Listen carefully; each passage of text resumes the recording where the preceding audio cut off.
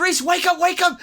Christmas came early this year! Oh my god, did Santa drop off something early? Yes! Oh, it is a Christmas miracle! Guess what he brought us? What did he bring? He brought us a new animated Disney Plus original Diary of a Wimpy-Kid movie. Fuck. Gotta be fucking kidding. Here's the first movie. Did you know I'm utterly insane? Peel that pig and slice him thick. The body count is always bigger. Hi, I'm Chucky. Wanna play? And the fucking trees walked in those movies. Hi, doggy. What a story, Mark. The greatest trick the devil ever pulled. It's just like your opinion, man. Life moves pretty fast. If you want your sequel to become a franchise. 37 dicks. In a row? I'm your number one fan. Hello everyone, welcome back to Marathon Me with your hosts Rhys and Kane. And we're back in the same studio for the first time in about a year. Kane and Rhys in the flesh. I'm touching his arm right now. I'm touching his knitted little sweater right now. And I'm wearing a knitted sweater because we're in the Christmas festive season. Season's greeting to you all with perfect timing of yet another straight to Disney Plus Wimpy Kid movie coming out. I think that it was time that we give you a very Marathon Me Christmas. Presenting our Christmas special. Oh, I beautiful Rhys. Couldn't have put it better myself. Well, how do you... Are you feeling festive? You feeling festive, Kane? I'm feeling a little festive, honestly. What do you call it?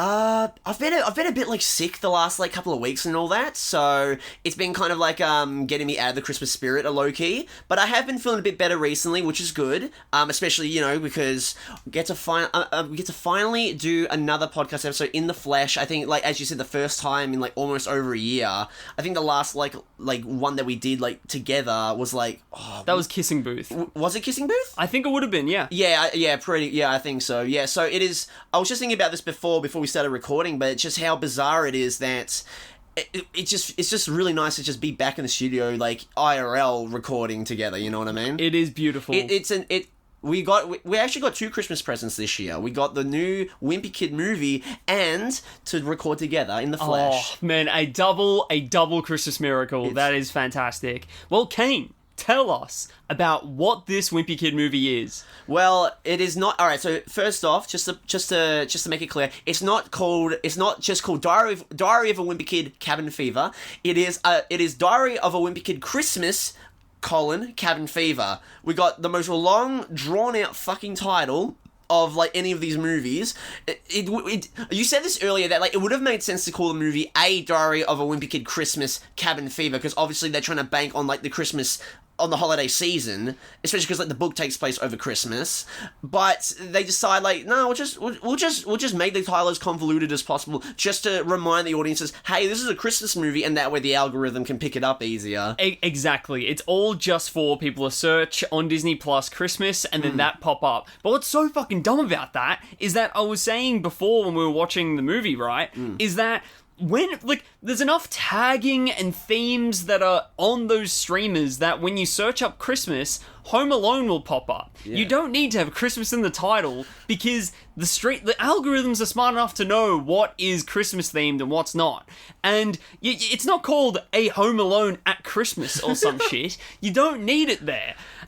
So it's just unnecessary and a waste of words. I think from now on Disney Plus, every Christmas themed movie should just have like Christmas in the title. Like if a movie does like say Christmas with the Cranks, just have it called Christmas with the Cranks: A Christmas Story or whatever, or double down on or the How Christmas. the Grinch Stole Christmas: A Christmas Adventure or some crap. Just have every Christmas movie. Die Hard: A Christmas Miracle.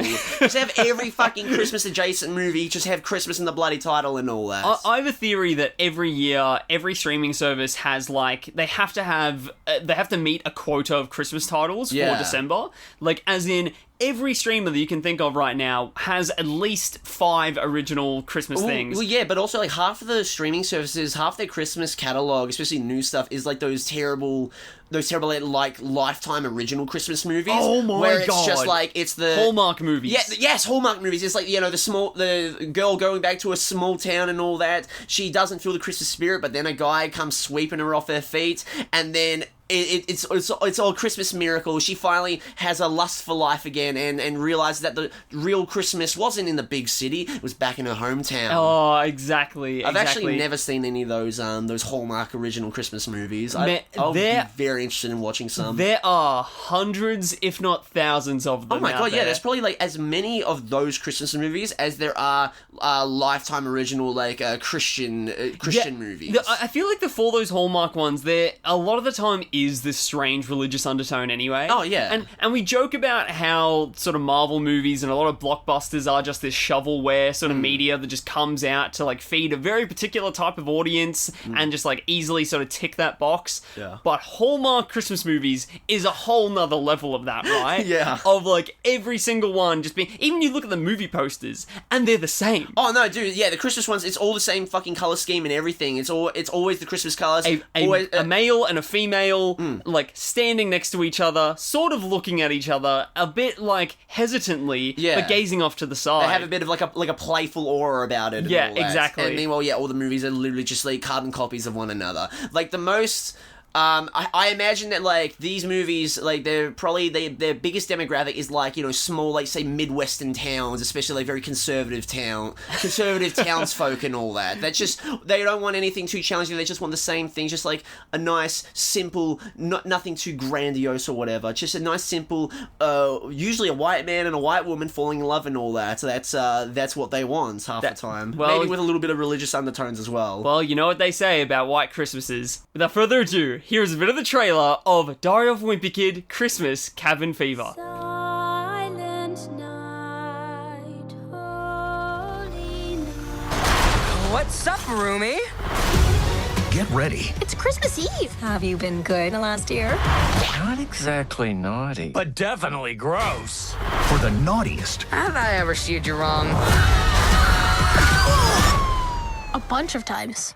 Nicest. What could be better than being snowed in with your family for the holidays? Wimpiest.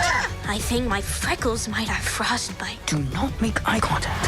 Christmas ever. Read about this family that got snowed in, and to survive, they had to eat each other.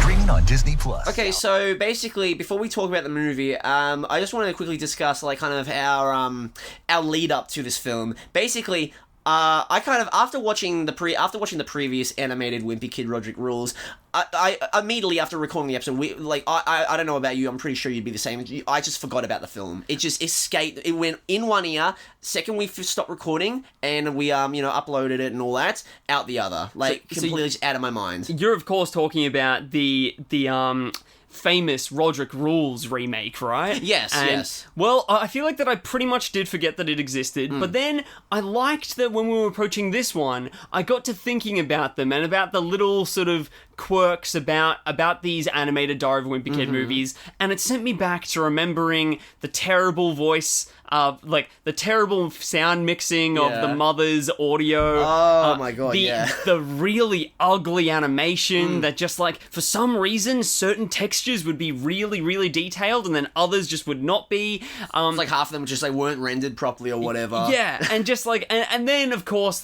each movie, it seems that Greg becomes a better person, but then all that personal development is just undone so that he can be a shit person again. Oh yeah, exactly. We don't have time for like a character development or anything. That's too grown up. That's safe for like real life movies and all that. These are kids movies. Kids aren't going to care. They're going to forget about Greg's change of character in the previous film anyway, so it doesn't matter. When this popped up in my feed because I follow Disney Plus on Instagram, when it popped up that a new Diary of a Wimpy Kid thing was coming up, I immediately had to send it to Kane, and my emotions when I saw it was, fuck, not another one, and I honestly was dreading the hell out of it. Honestly, I was the same. I kind of let like I was honestly like really amused seeing like you tag me in that trailer.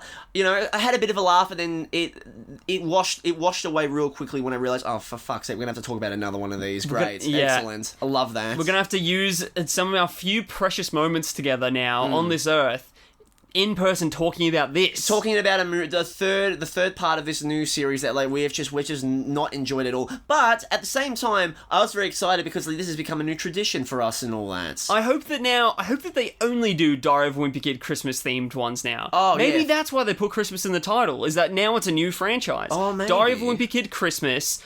The Long Haul. Or maybe... Diary of a Wimpy Kid Christmas, Dog Days. Who knows? They could either do that, or they could even do, like, every next subsequent movie will be, like, another holiday and all that. Okay. Diary of a Wimpy Kid Thanksgiving, the Ugly Truth. Yes. Diary of a Wimpy Kid, bloody, I don't know, Remembrance Day, the Long Haul or some crap. I don't fucking know. 9/11 Remembrance Day. God. The hard... what was the hard mile? What's the... Naked Mile? The hard truth? Hard Luck. Hard Luck, that's Hard it. Luck. Hard Luck. 9/11 Remembrance Day. Jesus Christ, yeah, no, I reckon those will have a good ring to them, honestly. Well, Disney Plus, if you're listening, take some notes. Yeah, get out the notepad. There's... I'd already dropped off of the books at this point. Oh, really? Yeah, I don't think that I even read Cabin Fever. Oh my god, yeah, I can't believe that I haven't even mentioned this yet. Okay, so another thing is that, yeah, so they skipped over, so they did Roger Rules, and then they skipped over Last Straw, Dog Days, Ugly Truth, and then just went straight to Cabin Fever, which...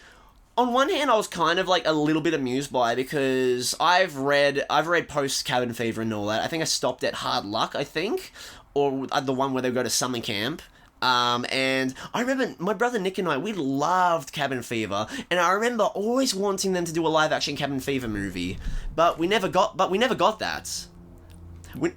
that, which I was very depressed about. But seeing that we're finally getting we got an animated adaptation, there was a little tiny sliver of joy that I felt for young Nicholas and I. I was almost like dreading it more because of it being this one, because like you just by hearing the title, you know what's gonna come up there, right? Is that okay, it's going to be all snow themed, it's going to be all Christmassy, and they're going to be stuck together. Greg's going to be his normal self, where he just hates everyone and hates everything, and he's just going to be now bitching in one single environment. How fucking boring. But, honestly, I sort of liked this one. Yeah? Like as in, I started off being pretty damn bored with the whole thing. Yeah. Especially, too, because I was not in the best of spirits for it, because of the first one being, like, sort of fine, and then Roderick Rules... The first one literally just being, like, just in one ear out the other. Like, I do not remember the first one at all. Roderick Rules, I remember being quite offensive. Like, I really did not like that one, and I just thought that they were just going to progressively, as they get to 3, 4, 5, 6, just sort of go downhill. Just like see how low they can go, really. Yeah, so I was a bit checked out at the start here. Everything before they actually were locked in the cabin, I was just like, for fuck's sake, God, come on, get on with it. I was on the same boat, honestly. I'm not gonna lie. Yeah, there's like... And it was... But you could actually very quickly tell that they sort of amped it up a little bit with this one. Yeah. Mrs. Heffley didn't sound like... You didn't hear her freaking Zoom recording buffering in the sound mix. No, it actually sounds this. like she's in an actual recording booth and all that, which is really probably nice. was. Her voice is still a bit scratchy and all that, but audio quality-wise, it was fine. It was fine. I was getting reminded a little bit of modern Marge Simpson, though, with some of her voice cracks and scratches in her voice. I was a bit reminded of that, which was leaving a bit of a sour taste in my mouth, but it's alright. And also you could tell very quickly too that they were like upping the game with like a 30-second action set piece. I know. Where I immediately pointed this out, right? Because I'm like, oh my god, there's a chase sequence where Rowley and Greg are like running with this giant snowball going through the town, and like we haven't seen anything like that so far. It's been, even though that it is 3D animation, the whole freaking visual styling of this trilogy so far is so flat. Oh yeah, it's incredible. It's incredibly stiff, incredibly. Yeah, and there's just nothing. I'm still not a fan of this art style. No. Look, 3 movies in, we're just got to get, like, at this point, we're just got to get used to it, but the animation style still really sucks. I will say, as well, that during this movie, I think even more than the first 2, they really do a lot of, like, the hand-drawn animation, like, when like, Greg's making his plans and all that, they show a lot of the hand-drawn stuff, and it just makes me think, I think I said this in the first 2 episodes that we did of this, why didn't they just do it in a 2D art style? It would have worked so much better. I never got this original thought, but every time that you have mentioned it, I've agreed with you, man. Yeah. Because it's just... It doesn't look good when you do translate, like, an art style that is so... it's sort of intentionally done for 2D into 3D. It just doesn't look good. No. It's like whenever there's like a 3D video game of like Family Guy or something, or Futurama or something like that, and you see them in 3D models, it doesn't work. No, because you're not meant to see the characters like that in 3D. Yeah. It doesn't work. Yeah, it's not what it is intended to do. And yeah, so like start of this whole thing, I was a little bit just like, I am ready for this to end. But luckily, it only goes for an hour. Only an hour and 5 minutes. Yeah, significantly shorter than the previous one, which was like, what, an hour and 16 minutes or something? An hour and 16 minutes, which felt like an eternity, Roger Rules. That is insane. It is like 1 minute longer than Wreck, and yet it drags so fucking much. And there's no time given to anything that you actually care about. No, not at all. In this one, when they get stuck into the cabin, that's when it sort of hit me that this is fascinating that this episode is following our Hateful Eight episode that we put up last week. Oh, yeah, true. And I didn't even think about that really, like, even just with the title, that it is a little bit of a double feature that we're doing here, right? Yeah. It's like everyone starts turning on each other when they're locked in this confined space. Every man for himself starts getting picked up as the resources start draining. They're all a bunch of dangerous individuals. Yeah, exactly. They're all villains, really. Exactly. Yeah. There's one woman in the cabin as well. Yep, exactly. Manny gets tied down to a chair. Yeah, yes. Very reminiscent of, like, The Thing. True. Oh, yes, true. So yeah, it's very, like, a little bit Quentin Tarantino inspired here. Yeah, no, honestly, going into this movie, I really thought they were going to try to do they were going to lift a lot from 2002's Cabin Fever, directed by Eli Roth. You know, I thought, like, one of them was going to get really sick with a flesh-eating bacteria, and then they all just start, like, rotting away, but, oh yeah, I guess it makes more sense to take inspiration from Tarantino. You know, it's a more modern, some more modern fare compared to like an old 2002 horror film. But you know, whatever. Maybe I'll get my Wimpy Kid horror film at some point. I don't know. Well, there is a little bit of horror in this movie though, and also there's this nice sort of parallel in the crisis that Greg is going through because even though he's not just trapped in this physical space with his family, but he's also trapped in his own mind. With the guilt of this horrible crime that he has committed at the start of the movie. Because how this whole thing starts off, right? Like the real crux and light that keeps this gets the whole film going is that Rowley and Greg, they accidentally vandalize the snowplow in the fucking town because of this giant snowball that rolls down, destroys it, and then it's essentially a story of Rowley and Greg fighting with their guilt, being on the run from the law, thinking that everyone's out for them and they're going to get onto them. They're essentially destroy government property, and actually, funny enough, while they're all racked with guilt and all that, all I could think about was just that episode of The Simpsons where Bart steals the copy of Bone Storm.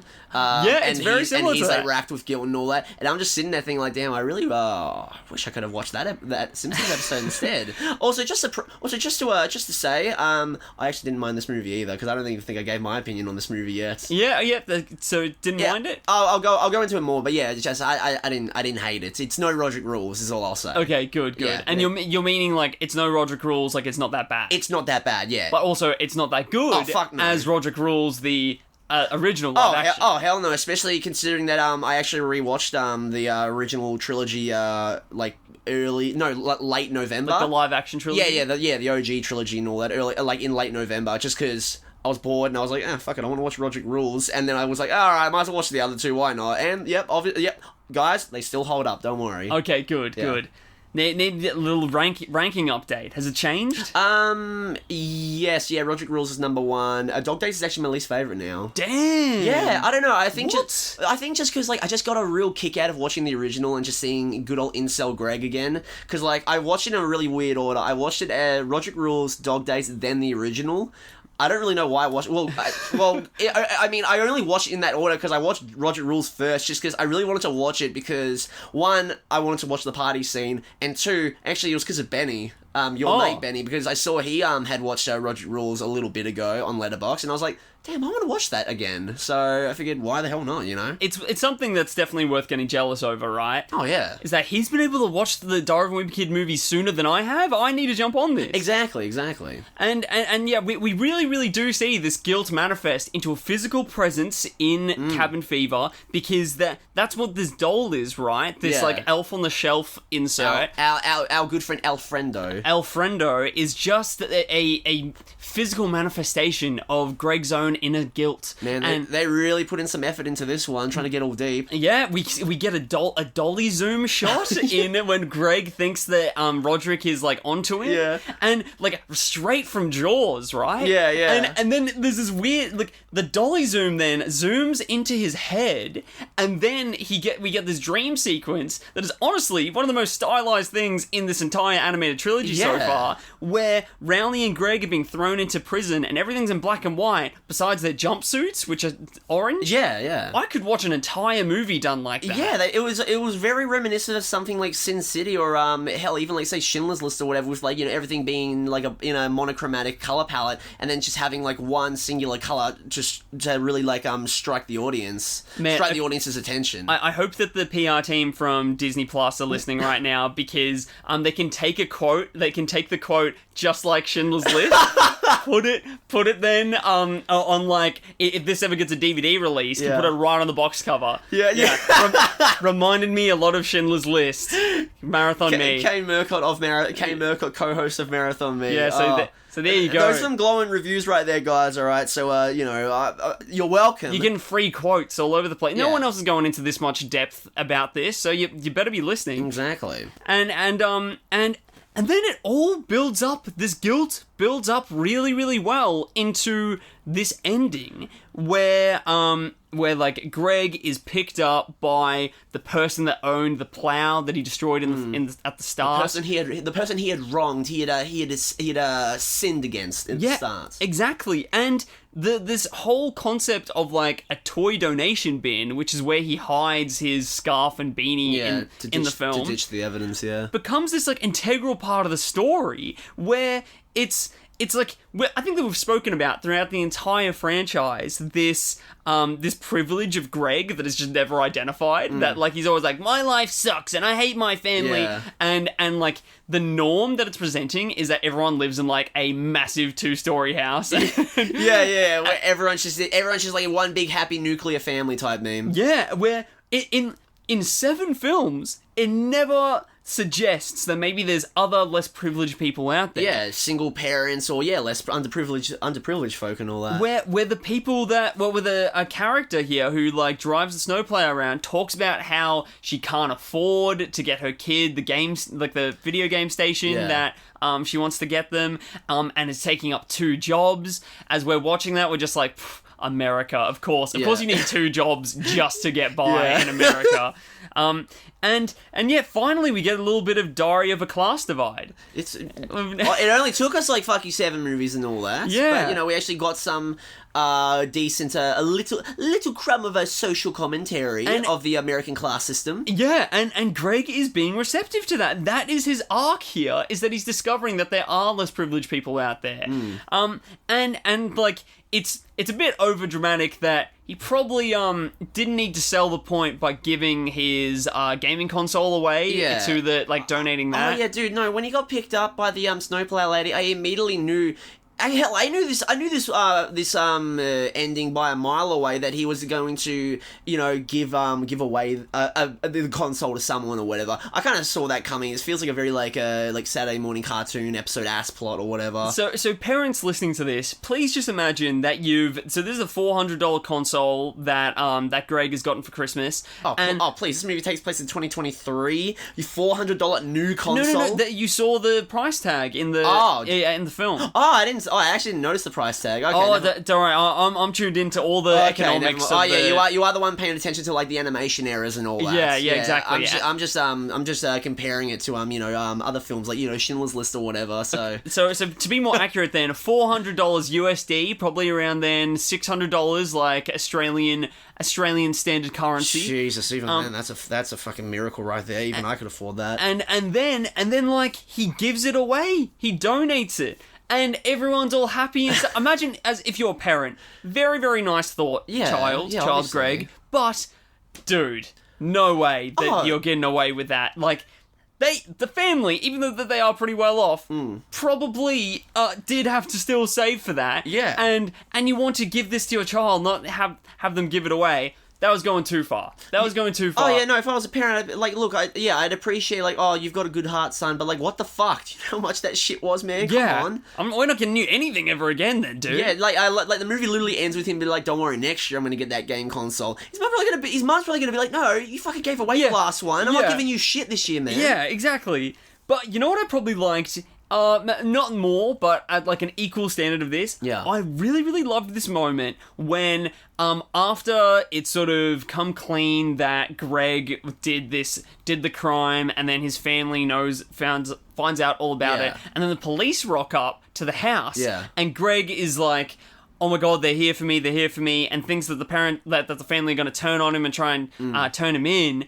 They all start defending him and then trying to cover up the crime, and that because even though that they know that he did a bad thing, they're willing to still stand up for him because they're part of their family. Yeah, no, that was nice. It was also nice just to see, like, including Roger, because, like, throughout the entire movie, what I was looking forward to was, like, seeing more of, like, a brotherly bond between Roderick and Greg that we got, like, say, like, in Dog Days and all. Like, they're still like at odds with each other, but they have more of an uneasy alliance in that movie. And I thought we were gonna get something similar in this. We didn't get shit. We didn't get anything like that, and I was really pissed off. But then we got a nice little moment of Roderick being like, well, go, Greg, run, hide, or some crap like that. And I was like, okay, all right, well, a bit too little, too late, but all right, that's fine. But seeing the entire family unite, that was like, that made me kind of forget a little bit of how they kind of just undid the entire Roderick and Greg dynamic in the previous film. Even though the Greg is a pretty shit person, it is nice to see his entire family getting behind him. Yeah, no, it is nice. Hopefully they can be like that when he actually commits a real crime. Yeah, exactly. When he obviously will develop into a really destructive adult for society. Yeah. So like, yeah, my heart was actively warmed by that. Yeah. And that has not happened since the last time that a Diary of a Wimpy Kid movie would have done that would have been Dog Days. Yeah. So it would have been like 3 films where I felt either nothing or only negative emotions, that I finally was feeling a positive emotion towards one of these Diary of a Wimpy Kid movies. Yeah, I actually do agree that there were actually moments where my cold dead heart was actually like somewhat moved in certain scenes. Like some of this, like I think like one of the last scenes where like they're all like opening their presents together. I actually like, it felt like a nice moment. I was actually like somewhat moved, especially like how his mum was like praising him for giving away the console and all that. Completely unrealistic it's a complete stretch. Like, there's no fucking way she'd be proud of him for giving away a console. But take realism out of the equation, take logic out of the equation. It's still a nice moment. Like, I was actually like, I like that actually. Yeah, I saw Kane's Grinch heart just like there was a beat. It got one size larger. Yeah, exactly. Beautiful. It's like that. It's like in The Simpsons where like you see like a close up Mr. Burns' heart, and it's just like tiny, like it just convulses just a little bit, just to show that it's still beating. Yeah, there's love in there. So honestly, I've got to say, overall, because we're not gonna dwell on this, everyone. I think that the last thing that everyone wants for Christmas this year is to hear us talking about this special for hours. If you disagree, please email us or contact us on our social medias, and we'll do an extended episode. Yes. But only if you guys want it. All right, get this podcast to 1 million likes, and we'll do the 4-hour extended cut. Ooh. If you get Oprah shouting us out, then we'll talk about whatever you want us to talk about. So by the end, I felt pretty satisfied by this and was not that scared for another one, right? Yeah, honestly, I'm at the point where like, look, I on one hand, like, I'm hoping that we do get one of these a year, because like it is kind of fun, like just coming back and doing another Wimpy Kid movie. It's a nice little consistent part of our show.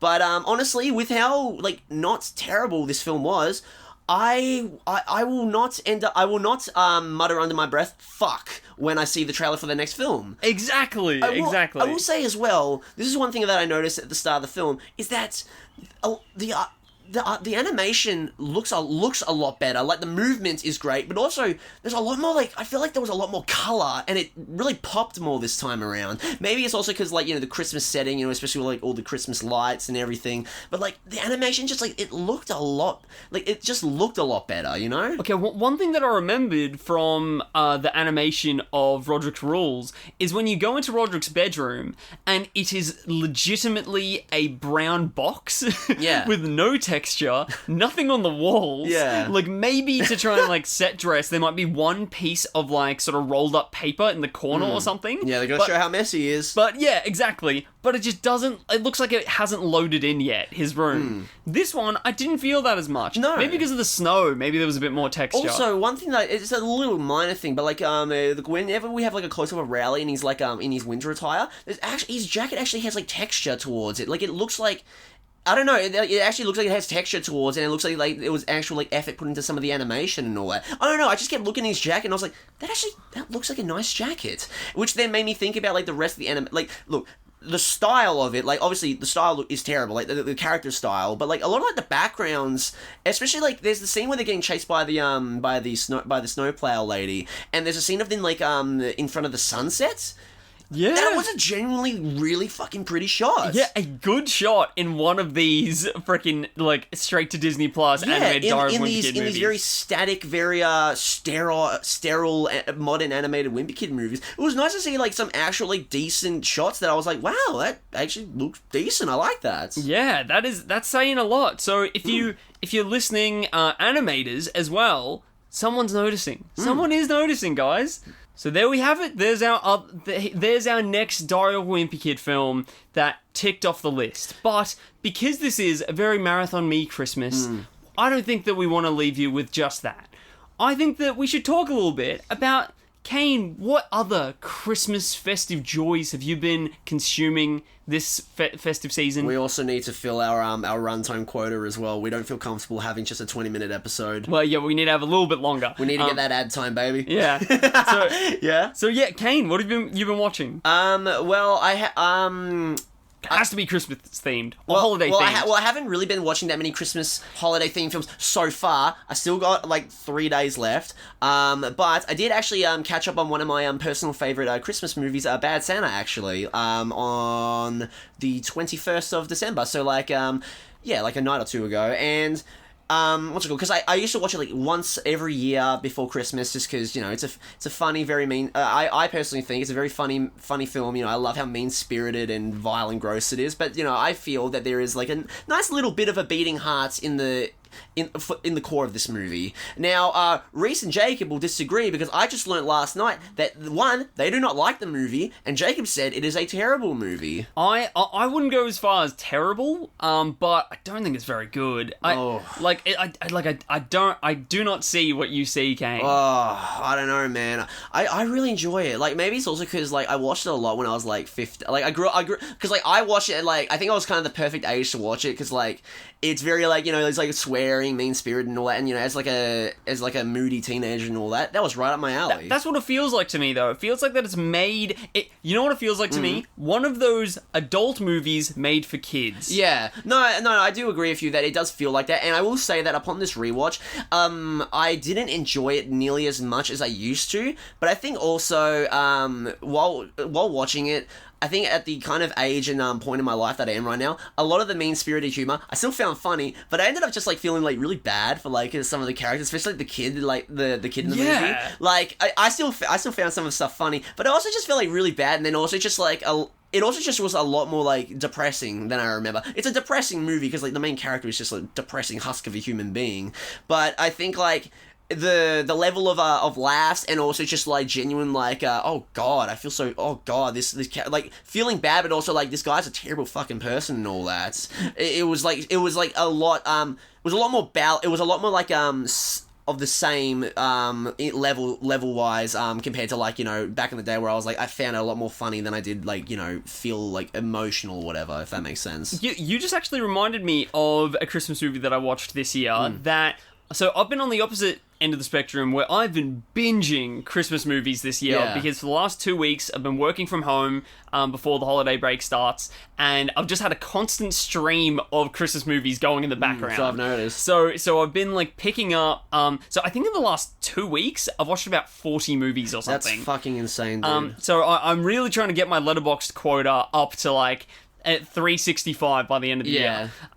But anyway, I watched 3 2023 Australian Christmas movies. I noticed that. I'm like, what the fuck is this shit? So, and then I searched up and I was like, oh, these are Australian films. I go, no wonder I haven't heard of them. Yeah, it's because I really wanted to get a bit of a like depiction of the what the Australian landscape of Christmas movies look like this year, because that's also, like the streaming services, it seems like the Screen Australia has to fund a quota of Aussie Christmas movies each year to keep our Australian culture in cinema.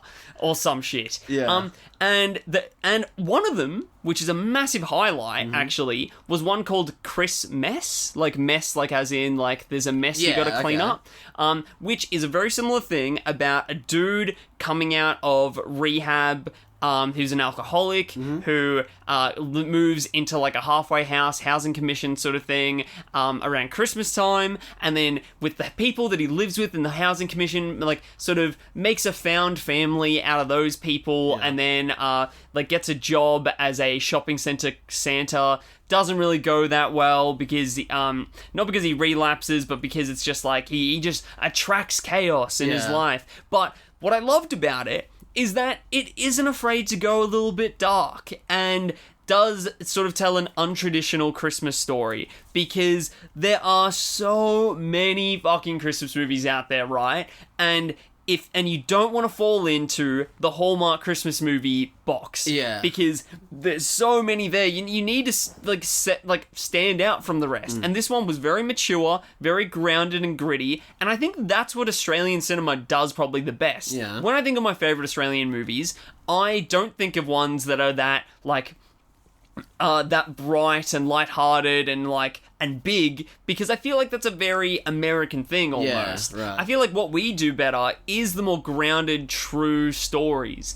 Like as in, I'll think of like Nittrim, like the one about Martin Bryant. Nittrim, Snowtown. They're very good. Even something like Chopper a little bit. Oh yeah, Chopper. Yeah. I like thinking of ones like The Tracker and Charlie's Country, like these like indigenous stories that aren't afraid to make jokes and like have some sort of like lighthearted elements, but to the degree that real life is lighthearted. It doesn't go. It's not like there was another one, like romanticize it, if that makes sense. It doesn't go too ridiculous that you aren't convinced by the movie anymore. Sensationalize. You don't sensationalize like the Australian lifestyle and all that. Yeah, exactly. Like something that like an American slice of life cinema would probably do and all that. All the frickin' time. But I also really, really quickly want to talk about 2 Christmas films. I'll just bang them off really quickly. I think I have an idea of what one you're going to talk about. I watched for the first time this year Love Actually. Yep, here we go. And holy shit, I do not get the hype here at all. It is not just like it's not forgettable. Actually, it is. I think is offensively bad. Yeah. It is. So there's way too many love arcs going on in this 2-hour film where not a single one is given enough time for you to really feel that love. Most of them are based in toxicity and in like Colin Firth's freaking romance arc here is his Portuguese maid, which there's no chemistry going on between them until she takes her clothes off and goes into dive into a fucking lake, and then there's this slow-mo shot of him watching her take her clothes off, and it's like, oh blimey, I'm in love now. Oh my god, it's Christmas and I'm in love with the damn maid. And then from there, we're supposed to be convinced that and rooting for this love, where it is completely surface level. And there's characters that are only in this film to fat shame. There's it's not good, man. I mean, on one hand, it makes sense. It's like an early 2000s movie, but then on the other hand, it's a movie that even in this day and age, like, people are, like, holding on a bloody pedestal and all that, that you think, like, God, I don't want to say it because it always sounds like a very, like, incel way to say it, but, like, in this very, like, politically correct day and age and all that. Yeah.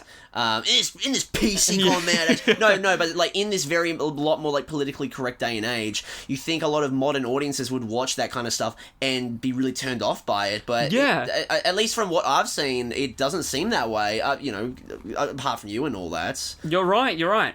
Everyone is still blinded by love for this terrible movie. Also, so funny too that this film called Love Actually, trying to show, like, that title embeds, right, that it's trying to show all the different shapes and sizes that love can exist in this... But only between beautiful people, though. Only between beautiful people. Only beautiful, white, straight people. Yeah. The only people of colour in the film are not actually given characters. Are they just, like, would you say they're just, like props? They're background fodder. Yeah, that's all that they are. Classy. And that is not Love Actually.